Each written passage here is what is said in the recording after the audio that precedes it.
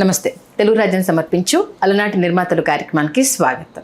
ఇక మూడో సిరీస్లో ఏడిది నాగేశ్వరరావు గారిది 3 సినిమాలు వచ్చేసరికి అసలు ఆయన నిర్మాణాత్మకంగా జరిగిన నిర్మాత దశ నిజంగా ఆ శంకరాభరణానికి అసలు ఎన్ని అద్భుతాలు జరిగాయి. ఆ సినిమా ప్రారంభమైనప్పుడు కొనడానికి డిస్ట్రిబ్యూటర్లు లేనప్పుడు అసలు ఆ ప్రయాణము, ఆ తర్వాత చేసిన అద్భుతాలు. శంకరాభరణానికి చాలా టైం అయిపోయింది. మరి శంకరాభరణం తర్వాత నెక్స్ట్ ఏ సినిమా చేశారు, దానికి సంబంధించి ఎలాంటి ఆశ్చర్యాలు, అద్భుతాలు జరిగాయి తెలియజేయడానికి చిత్రకారుడు చిల్లగడ్డ శ్రీకాంత్ గారు ఉన్నారు. ఆయన మాటల్లో బద్ది విరారు. శ్రీకాంత్ గారు నమస్తే అండి. నమస్కారం సంజయ్ గారు. మీతో పాటు నేను కూడా అంటే ఒక అద్భుతము అనేది వాళ్ళ జర్నీ యాదృచ్ఛికంగా రావడము, ఆ తర్వాత కాంబినేషన్ మన విశ్వనాథ్ గారిది అలాగే ఏడిది నాగేశ్వరరావు గారి కాంబినేషన్ ఎవర్ గ్రీన్ కాంబినేషన్. అది అనుకోకుండా ప్రయాణం స్టార్ట్ అయ్యి తెలుగు చిత్ర పరిశ్రమకు ఎన్నో అద్భుతాలు ఇవ్వడం జరిగింది. మరి శంకరాభరణం తర్వాత నెక్స్ట్ అడుగులు ఎటుపడ్డాయి, ఆ స్టోరీ డిస్కషన్ కానీ, విశ్వనాథ్ గారిది అలాగే ఏడిది నాగేశ్వరరావు గారి అనుబంధం కానీ ఒక్కసారి. విశ్వనాథ్ గారు ఆ తర్వాత సప్తపది శుభోదయమే నేను వేరే కమిట్మెంట్స్ ఉన్నాయి. విశ్వనాథ్ గారు వేరే నిర్మాతలతో శుభలేఖ వరుసగా అనమాట. ఓకే, ఈ గ్యాప్ని ఏడిది నాగేశ్వరరావు గారు ఎలా ఫీల్ చేయాలి అని ఆయన ఆలోచిస్తున్న టైంలో వంశీ గారు శంకరాభరణం సినిమాకి అసిస్టెంట్ డైరెక్టర్గా పనిచేశారు. పనిచేసిన తర్వాత వంశీ గారు ఈ దర్శకుడి దర్శకత్వంలో ఎలాగైనా మా ఏడిది నాగేశ్వరరావు గారితో ఒక సినిమా తీయించాలని ఆయన కంకణం కట్టుకున్నాడు వంశీ గారు. ఓకే, కట్టుకొని ఏడిది నాగేశ్వరరావు గారిని అసలు సార్ భారతరాజా సార్ మనం వెళ్ళిపోవాలి సార్, మనం సినిమా తీసేయాలి సార్. లేదు సార్, ఇప్పుడు విశ్వనాథ్ గారు మనకు మళ్ళీ టైం ఇచ్చి డేట్స్ ఇచ్చేటప్పటికి టైం పడుతుంది, వెళ్దాం రండి సార్ అని చెప్పి బోరున వర్షం కురుస్తుందంట. అలాగే ఒకరోజు అంబాసిడర్ కార్లో భారతరాజా గారి ఆఫీస్కి తీసుకెళ్ళారు. ఆయన 16 వయసు నెలని తెలుగులో 16 ఏళ్ల వయసు. ఆ షూటింగ్ నిమిత్తం ఆయన ఎక్కడో ఉన్నాడు. ఆయన అయిపోయింది, సినిమా అయిపోయింది, రీ రికార్డింగ్ జరుగుతుంది. ఓకే, ఈయన ఏం చేశారంటే ఫస్ట్ ఆఫీస్కి వెళ్ళారు. ఆఫీస్కి వెళ్ళిన తర్వాత ఓ మేడ మీద మెట్లు, వర్షంలో కారు మునిగిపోతుందేమో అన్నంత వర్షం అట. ఆ వర్షంలో వెళ్ళారు ఆఫీస్కి. పైకి తీసుకెళ్తే కటికి చీకటి, కరెంట్ పోయింది. ఆఫీస్ బాయ్ ఒకడే ఉన్నాడంట. ఈయన ప్రొడ్యూసర్ కదా, శంకరాభరణం ప్రొడ్యూసర్, వంశీ గారు శంకరాభరణం ప్రొడ్యూసర్ దా అని అంటున్నాడంట. ఆడు అయితే ఏంటన్నట్టంటే ఆడు బిహేవియర్ ఆఫీస్ బాయ్, హే లేదు భారతరాజు గారితో సినిమా తీద్దామని వచ్చారు సార్ అంటే, అక్కడ రూల్ నోట్బుక్ ఉంది, పేరు రాసేసుకోండి అన్నాడంట. అంటే ఏంటి రూల్ నోట్ పుస్తకం ఏంటి, పేరు రాయడం ఏంటి తీశారండి. తీసి చూస్తే 72వ పేరు ఏడిది నాగేశ్వరరావు. 71 మంది వచ్చి వెళ్ళారు ప్రొడ్యూసర్, సినిమా తీస్తాం అని. నాకు అర్థం అవ్వలేదండి. ఏడిది నాగేశ్వరరావు 72వ పేరు నాది, మనకు అసలు సినిమా చేస్తాడంటావు వంశీ అంటే, ఉన్నాడు సార్ ఎక్కడున్నాడో కనుక్కుందాం. తిరిగితే ఏవిఎంలో ఉన్నారు. వెళ్ళారు. అక్కడ ఏవిఎంజీ అనేసి ఒక రికార్డింగ్ థియేటర్, ఆ రికార్డింగ్ థియేటర్లో ఇళయరాజా గారు పర్మనెంట్ రూమ్ ఉంటుంది. అక్కడే జరుగుతుంది ఈ రీ రికార్డింగ్కి సంబంధించి డిస్కషన్ జరుగుతుంది. అక్కడికి వెళ్ళి కలిశారు. ఓకే, కలిసిన తర్వాత శంకరాభరణం ప్రొడ్యూసర్ వచ్చారనగానే భారతరాజా గారు వెంటనే రియాక్ట్ అయ్యారు. రియాక్ట్ అయ్యి లేదు సినిమా చేస్తాను సార్ మీకు అని చెప్పి మాట్లాడుకున్నారు. ఈయన అన్నారంట నెక్స్ట్ సినిమా మీతోనే, ఎందుకంటే నాకు విశ్వనాథ్ గారి డేట్లు వచ్చేటప్పటికి టైం పట్టేస్తుంది, నేను ఫ్రీగా ఉన్నాను, మీతోనే చేస్తాను సినిమా, మా వంశీ వదిలేలాగా లేడు అని చెప్పిన తర్వాత వంశీ గారు ఆ సినిమా కూడా అసిస్టెంట్ డైరెక్టర్గా కంటిన్యూ అయ్యారు. భారతరాజు గారు కంపెనీ తరఫున పెడతారు అసిస్టెంట్ డైరెక్టర్. ఇళయరాజా గారు తమిళ్లో ప్రొడ్యూసర్ ఆ సినిమాకి, తెలుగులో ఏడిది నాగేశ్వరరావు గారు ప్రొడ్యూసర్. అది సీతాకోక చిలక. ఓకే, బైలింగ్వెల్ ఒకేసారి షూట్ జరిగింది. అక్కడ హీరో వచ్చేసి కార్తీక్, ఇక్కడ కార్తీకే. మీకు అక్కడేమో రాధ గారు, ఇక్కడేమో ముచ్చెల అరుణ గారు. ఓకే, ఇది సుచీంద్రం అని చెప్పేసి కేరళలో ఒక సీ కోస్ట్, అక్కడికి వెళ్ళి అక్కడ చేశారు షూటింగ్. రబ్బర్ తోటలు అక్కడ షూటింగ్ జరిగింది. మన బాలనటుడు అలీ గారి పరిచయ చిత్రం. అట్లా సీతాకోక చిలుక టేకాఫ్ అయింది. సీతాకోక చిలుక టేకాఫ్ అయిన తర్వాత ఏడిది నాగేశ్వరరావు గారికి ఏంటంటే చిరంజీవి గారికి ఈయన బాకీ ఉన్నాడు, వేషం ఇవ్వాలి. మన తాయారమ్మ బంగారాయిలో 3 నిమిషాలు చేశారు కదా, మంచి వేషం ఇవ్వాలని. ఇందులో ఒక క్యారెక్టర్ ఉంది, వెళ్ళి చిరంజీవి గారికి చెప్పారు. ఇది సీతాకోక చిలుకలో చెప్తే చిరంజీవి గారు సున్నితంగా తిరస్కరించారు శరత్ బాబు గారి పాత్ర. ఎందుకంటే నేను హీరోగా కంప్లీట్గా ట్రాన్స్ఫార్మ్ అయిపోయాను, విలన్ చేయట్లేదు ఇప్పుడు, ఇందులో ఏమో రాళ్లపల్లి వైఫ్ని రేప్ చేయాలి, రేప్ చేసిన తర్వాత అది బాగోదు అని చెప్పి చిరంజీవి గారు సున్నితంగా తిరస్కరించిన తర్వాత శరత్ బాబు గారు ఎంటర్ అయ్యారు. శరత్ బాబు గారు అంతక్రితం తాయారమ్మ బంగారాయిలో చేస్తున్నారు కదా. అసలు శరత్ బాబు గారికి ఒక మాతృ సంస్థ లాంటిది పూర్ణోదయ మూవీ క్రియేషన్. చాలా శరత్ బాబు గారి కెరీర్లో ది బెస్ట్ అనే క్యారెక్టర్స్ పూర్ణోదయ మూవీ క్రియేషన్స్లో ఆయన చేశారు. సీతాకోక చిలక, సితార, సాగర సంగమం, తాయారమ్మ బంగారాయ, ఆపద్బాంధుడు, వీటన్నిటిలో కూడా అద్భుతమైన క్యారెక్టర్లు చేశాడు. ఓకే, వచ్చారు శరత్ బాబు గారు ఆ పాత్ర చేశారు. అందులో అసలు డైలాగ్స్ అద్భుతం అండి. ఆ సీతాకోక చిలక సినిమా, అందులో జగ్గయ్య గారి ఫాదర్ క్యారెక్టర్ ఒకటి, చర్చ్ ఫాదర్ క్యారెక్టర్, తర్వాత డబ్బింగ్ జానకి గారి పాత్ర, ఇవన్నీ అసలు మామూలు పాత్రలు కాదు. తర్వాత సీతాకోక చిలకలో వాళ్ళ సిల్క్ స్మిత గారి క్యారెక్టర్ వస్తున్నా, అక్కడికే వస్తున్నా. అందులో ఏంటంటే స్మిత గారి జీవితంలో ఆవిడ డాన్సింగ్ పెర్ఫార్మెన్సెస్ని కాసేపు పక్కన పెడితే మనం వసంత కోకిల ఒకటండి. ఆవిడ అద్భుతంగా, అంటే ఆవిడకి ఇది అద్భుతమైన పాత్ర అని ఆవిడ చెప్పుకోవడానికి వసంత కోకిల ఒకటి. అది మనస్తత్వ శాస్త్రం మీద ఆధారపడి ఉంటుంది ఆ పాత్ర. అట్లాగే సీతాకోక చిలకలో ఈ వదిన పాత్ర, హీరోయిన్ వదిన పాత్ర, ట్రాన్స్ఫర్మేషన్ ఆఫ్, అంటే ఆవిడ కేవలం డాన్సర్ కాదు, మంచి ఆర్టిస్టు అని చెప్పడానికి మనకి ఆనవాళ్ళు.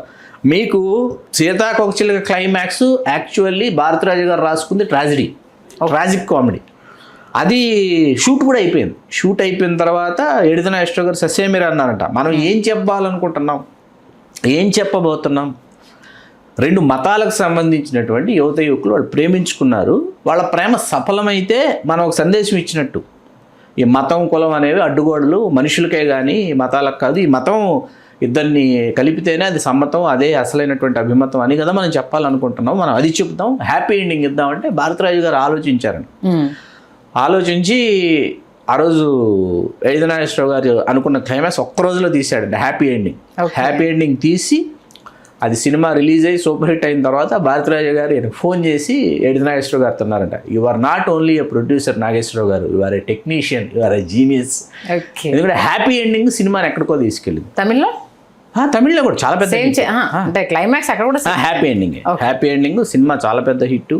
ముఖ్యంగా ఏంటంటే ఇళయరాజా గారు ఈ సినిమాలు చేశారని అనుకుంటే అందులో టాప్ 100లో ఇదొకటి అనమాట. ఇప్పటికీ తెలుగు మాటే మంత్రము, అదే కాదల్ ఓవియం, తమిళ్లో కాదల్ ఓవియం, ఇవన్నీ ఏంటంటే వేటూరి గారి పాటలు కావచ్చు. అట్లాగే వేటూరి గారి పాటల్లో, ఆ పాటల సాహిత్యంలో అద్భుతం, అమోఘం అనుకున్నటువంటి పదప్రయోగాలు మీకు అక్కడ పడ్డాయి.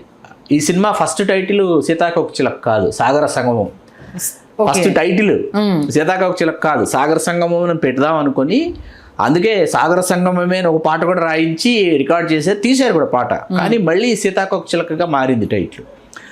మారిన తర్వాత మీకు ఎందుకు వేటూరి గారి పాటల గురించి ఇక్కడ నేను ప్రస్తావన తెచ్చానంటే, నువ్వు పట్టు చీర కట్టుకుంటే ఓ పుత్తడి బొమ్మ, ఆ కట్టుబడికి ధరించేనే పట్టు పురుగు జన్మ అనే పదప్రయోగాలు వేటూరి గారే చేయగలరు, వేటూరి గారే చేశారు.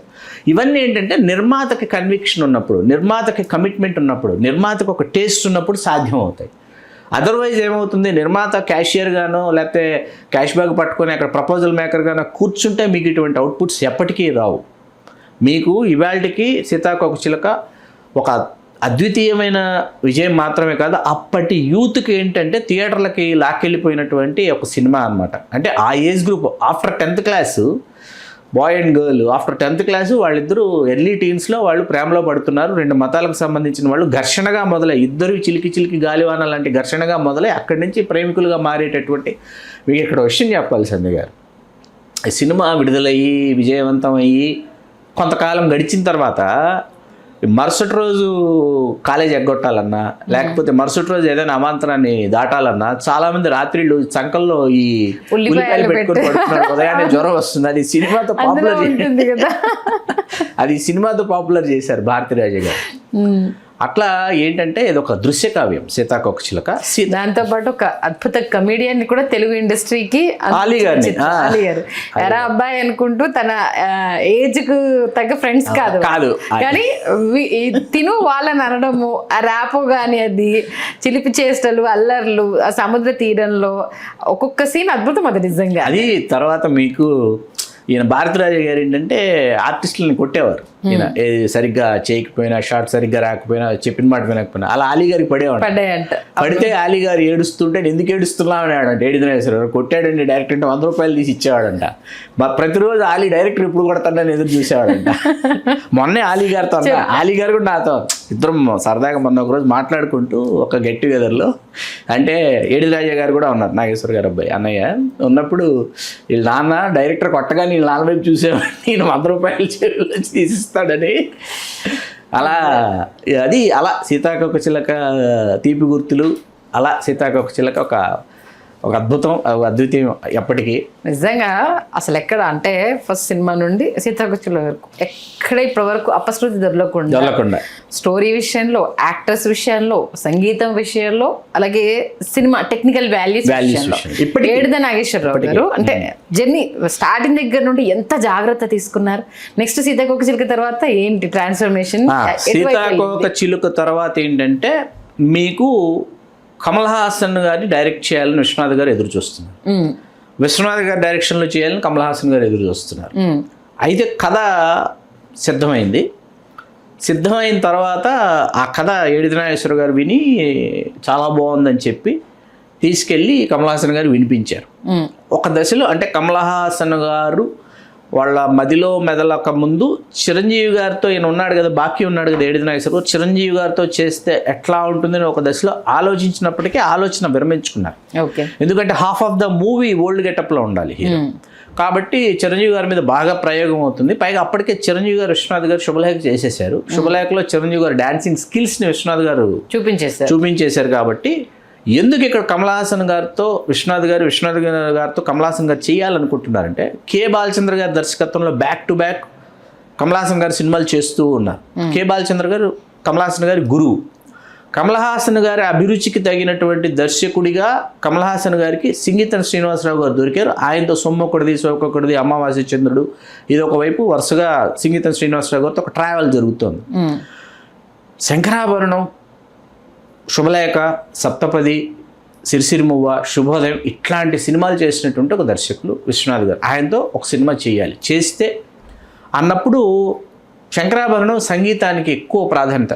మంజు భార్గవి గారు కూచిపూడి నృత్యాలు ప్రదర్శించిన సంగీతానికి ఎక్కువ ప్రాధాన్యత ఉన్నటువంటి సినిమా శంకరాభరణం. ఇక్కడ సాగర సంగమానికి వచ్చేటప్పటికి ఇది ఒక డాన్స్ బాలకృష్ణ భాగవతారు వెళ్ళి చెప్పినప్పుడు కమల్ హాసన్ గారు ఒక 5-6 నెలలు డైలమాలో ఉన్నారు. ఎందుకంటే ఓల్డ్ గెటప్ అంత క్రితం ఆయన ఒక సినిమాలో ఏదో ఓల్డ్ గెటప్ వేసాడు ఆయన, అది ఫ్లాప్ అయింది. ఫ్లాప్ అయిన తర్వాత ఏంటంటే ఓల్డ్ గెటప్లో నన్ను చూస్తారో చూడండి నేను ఒక డైలమాలో ఉండి ఆ తర్వాత విశ్వనాథ్ గారు కదా చూపించేది ఆయన కదా నేను చేస్తానని చెప్పేసి ఆయన డిసైడ్ ఓకే. అది కూడా ఏంటంటే తమిళ్ నేటివిటీకి సంబంధించి తమిళ్లో చాలా సీన్స్ ఉంటాయి. సెలంగై ఓలి తమిళ్లో సెలంగై ఓలి. ఓకే. ఈ సీతాకోక చిలుకతో ఎప్పుడైతే మీకు ఇళయరాజా గారు ప్రయాణాన్ని ప్రారంభించారు పూర్ణోదయ మూవీ క్రియేషన్స్, దీనికి కూడా ఇళయరాజా గారే సంగీతం. కానీ ఇక్కడ ఎక్కువగా మీ కమల్ హాసన్ గారు, శరత్ బాబు గారి పాత్రల ఎంపిక తొందరగా అయిపోయింది. హీరోయిన్గా జయప్రద గారు కాదు జయసుధ గారు చేయాలి. ఓకే. జయసుధ గారి డేట్స్ లేవు. జయసుధ గారి సినిమా షూటింగ్ డేట్స్ ముంచుకొచ్చేస్తేనే జయసుధ గారి డేట్లు అందుబాటులో లేవు.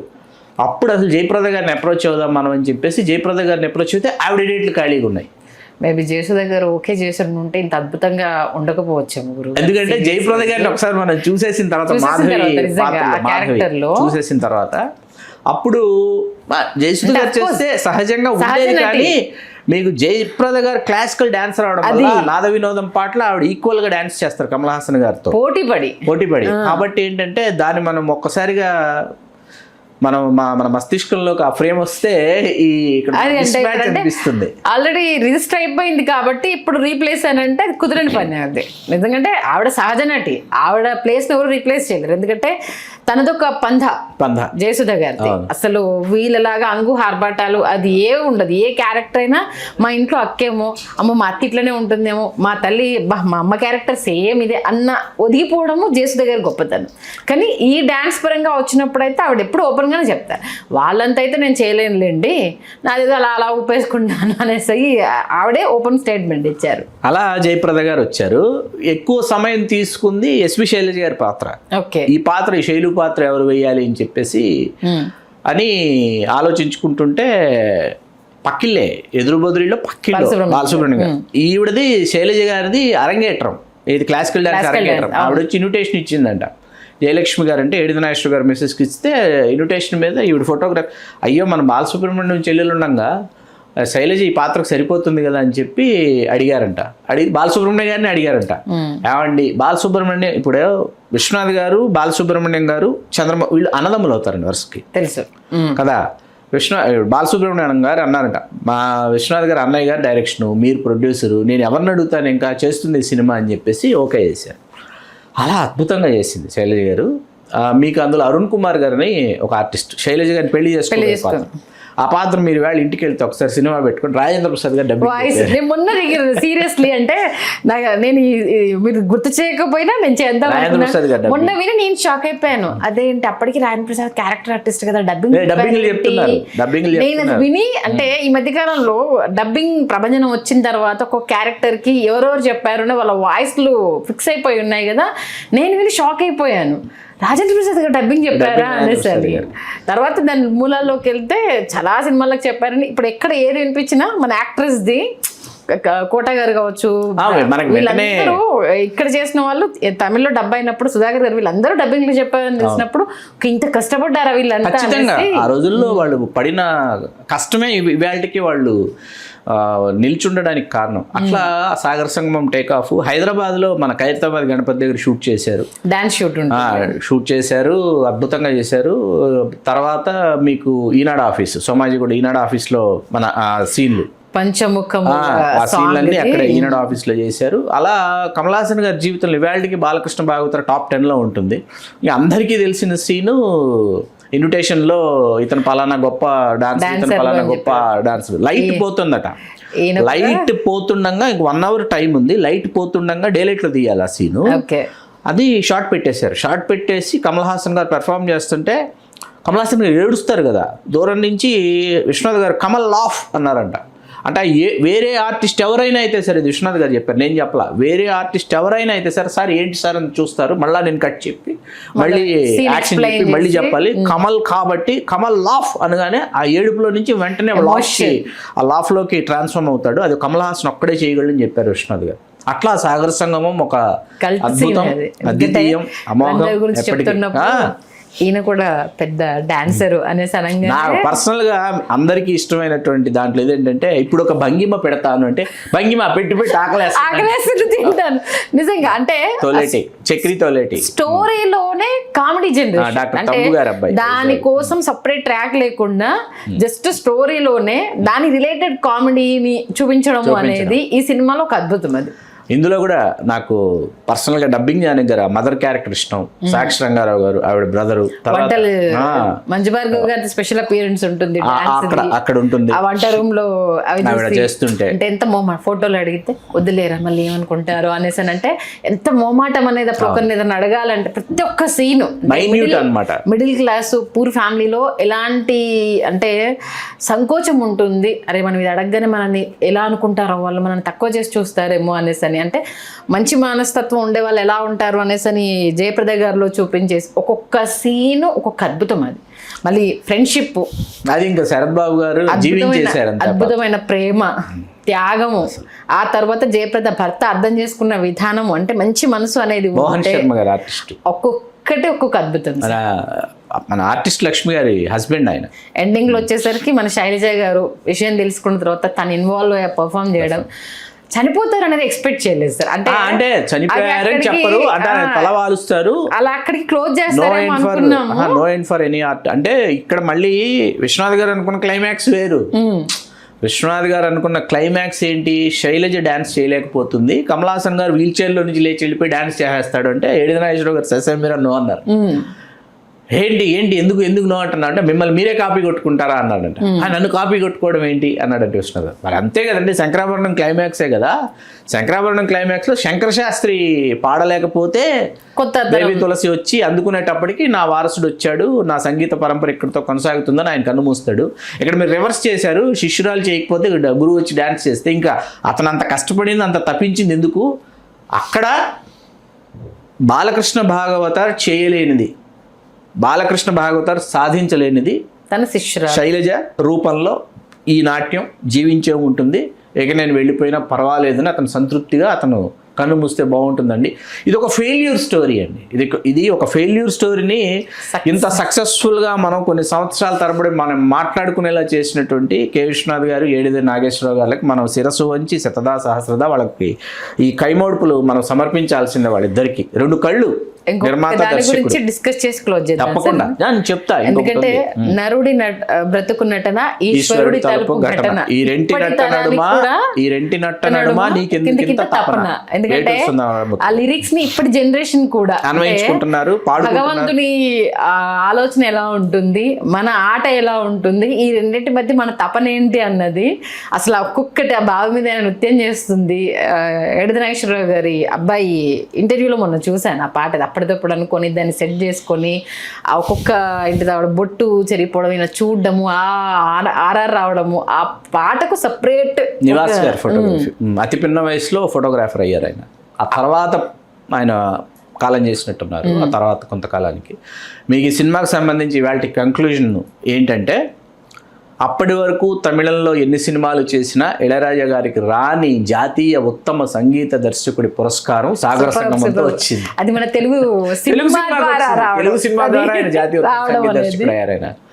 అట్లా ఇంకా బోలెడన్ని రాష్ట్ర జాతీయ పురస్కారాలు ఉన్నప్పటికీ మనం ఇళయరాజా గారికి వచ్చింది అంటే శంకరాభరణానికి సంబంధించి, సాగర సంగమానికి సంబంధించి బాలసుబ్రహ్మణ్యం గారికి, తర్వాత మన సాగర సంగమ చిత్ర గారికి, వీళ్ళందరికీ జాతీయ పురస్కారాలు వచ్చినప్పటికీ జాతీయ ఉత్తమ సంగీత దర్శకుడు తెలుగు సినిమా ద్వారా మొట్టమొదటిసారి ఇళయరాజా అందుకున్నారు. అది సాగర సంగమం.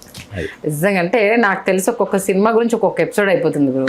అంటే ఖచ్చితంగా ఇప్పటి జనరేషన్ కి ఈ విషయాలన్నీ తెలియాలి. అంటే ఒక ఆర్టిస్ట్ ఎంపిక కావచ్చు, ఆ తర్వాత సెట్లోకి వెళ్ళిన తర్వాత సినిమా కంక్లూజన్కి సంబంధించి నిర్మాతతో కూర్చొని డిస్కస్ చేయడం కావచ్చు, నిర్మాత ప్రొడ్యూసర్తో అంటే దర్శకుడితో కూర్చొని డిస్కస్ చేయడం కానీ. ఇప్పుడంటే కేవలం పెట్టుబడి వాళ్ళు పెడతారు, వీళ్ళు తీస్తారు అన్న కాన్సెప్ట్. కానీ ఒకప్పుడు ఎంత ఇన్వాల్వ్ అయ్యారన్న విషయము రేపు రాబోతున్న అప్కమింగ్ ఆర్టిస్టులకు కావచ్చు, దర్శకులు, నిర్మాతలకు, వీళ్ళందరికీ కావచ్చు ఇది అనుబంధం అనేది తెలియజెప్పే ప్రయత్నం చేయాలి. దాంట్లో ఈ అనుబంధం చేస్తున్నా ఈ అనుబంధం అనేది చాలా ప్రత్యేకము. అందులో మన తెలుగు వాళ్ళిద్దరు ఖచ్చితంగా ఈ అంశాన్ని మనం ప్రత్యేకంగా చెప్పాలి. నిజంగా సాగర సంగమము, సీతాకోక చిలుక ఎంతటి హిట్లు అయ్యాయి. ఇప్పటికీ లవ్ సాంగ్స్ అంటే దాంట్లో నుంచి లెక్క చేసుకునేంత వరకు వచ్చాయి. రొమాంటిక్ సాంగ్స్ కూడా ఒకటి కాదు, దాంట్లో విషాదము, ఎదిగే క్రమము, లవ్, ఎఫెక్షను, ఒక్కటేంటి చెప్పుకుంటూ పోతే చాలా ఉన్నాయి. చాలా చాలా అద్భుతమైన విషయాల్ని మా తెలుగు రాజ్యం ద్వారా ప్రేక్షకులు తెలియజేసినందుకు మీకు ప్రత్యేక ధన్యవాదాలు శ్రీకాంత్. Thank you Sandhya.